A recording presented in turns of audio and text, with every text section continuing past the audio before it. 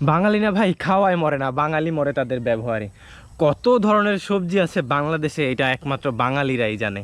এই যে দেখেন না, আমি আজকে বাগান বাড়িতে চারটা সবজি সংগ্রহ করছি। একটা হচ্ছে কাঁচা কলা, কলা গাছ, এইটারও বাঙালি ছাড়ে না, কলা গাছেরও সবজি হিসাবে নিরামিষ সবজিতে খাওয়া হয়। বরবটি, ধুন্দুল। তো টোটালি সব মিলায় আলহামদুলিল্লাহ, শুকরিয়া মহান রাব্বুল আলামিনের যে আল্লাহ এখনও রিজিক দিচ্ছে আমাদের, আর আমরা সেই রিজিক ভোগ করছি।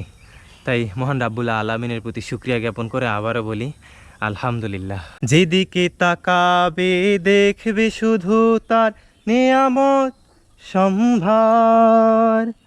তোমরা আল্লাহর কোন কোন নেয়ামত করবে অস্বীকার।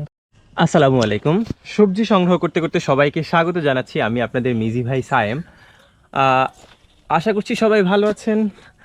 আলহামদুলিল্লাহ আমিও ভালো আছি। তো আজকে আবার আরেকটা সবজি সংগ্রহের ভিডিও নিয়ে হাজির হলাম। আসলে কেন জানি আমার এই সবজি সংগ্রহের ভিডিও করতে ভালোই লাগে। সবজির কত ভেরিয়েশন, সব সবজি সংগ্রহ করবো আর ভিডিও করবো, আমার কেন জানি ভালো লাগে। জানি না, আপনারা বিরক্ত হলেও হতে পারেন, কিন্তু আমার ভাই বেশ ভালো লাগে। আর এই মুহূর্তে আমি আছি হচ্ছে গিয়ে দুন্দুলের মাচার নিচে, দুন্দুল সংগ্রহ করতেছি। আরও কিছু সবজি আছে বাগান বাড়িতে, সেগুলোও সংগ্রহ করব। একটা একটা করে দেখাচ্ছি, ওকে?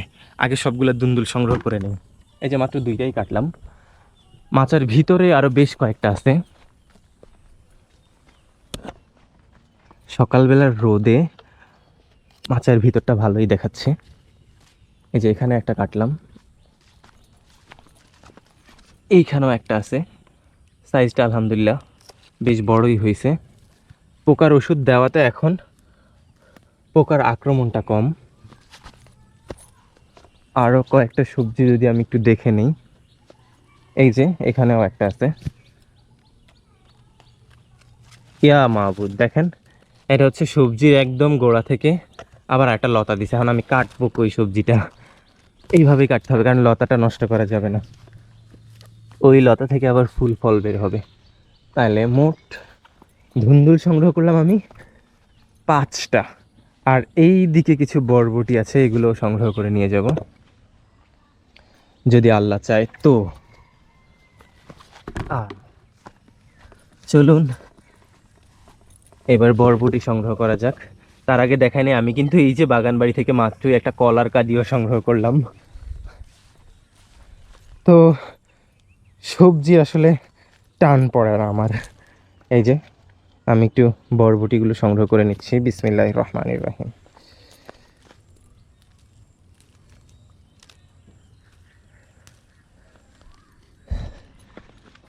একটা একটা গান গাইতে মন চাচ্ছে এই সময়, যে তোমরা আল্লাহর কোন কোন নিয়ামত করবে অস্বীকার। তোমরা আল্লাহর কোন কোন নিয়ামত করবে অস্বীকার।